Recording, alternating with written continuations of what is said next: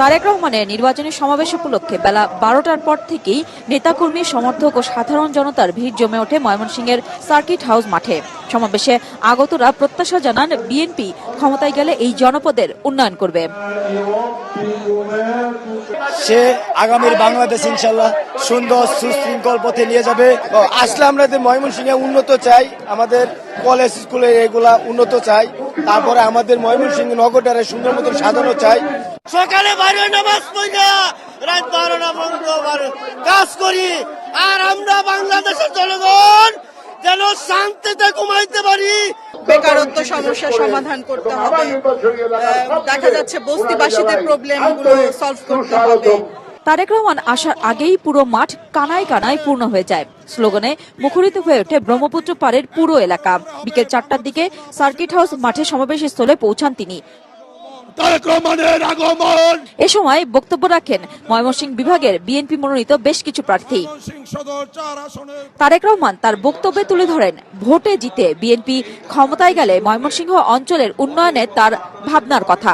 আমরা দেশে নারীদের জন্য, মায়েদের জন্য, আমরা গৃহিণীদের জন্য, বিশেষ করে খেটে খাওয়া মানুষ যারা, সেই পরিবারের গৃহিণীদের জন্য আমরা একটি ফ্যামিলি কার্ড নামে কার্ড দিতে চাই মা বোনদেরকে। কোন রাজনৈতিক দলের নাম না নিয়ে তারেক রহমান বলেন, একটি রাজনৈতিক দল বিএনপির বিরুদ্ধে পতিত স্বৈরাচারের মতো মুখের ভাষা ব্যবহার করছে। এই মুহূর্তে একটি রাজনৈতিক দল তাদের বক্তব্য যে দুর্নীতিতে বলে চ্যাম্পিয়ন ছিল। আমার প্রশ্ন 2001 থেকে 2006 সাল পর্যন্ত তাদেরও তো দুজন সদস্য বিএনপির সরকারে ছিল না? ছিল। তো বিএনপি যদি অতই খারাপ হয়, তাহলে ওই দুই ব্যক্তি কেন পদত্যাগ করে চলে আসেনি? ভোটের মাঠে থাকা দলগুলোর মধ্যে বিএনপিরই দেশের উন্নয়নে পরিকল্পনা ও পরিচালনার অভিজ্ঞতা রয়েছে জানিয়ে ধানের শীষে ভোট চান বিএনপি চেয়ারম্যান। এর আগে আমাদের ভোট বিভিন্ন জন বিভিন্নভাবে লুটপাট করে নিয়ে গিয়েছে।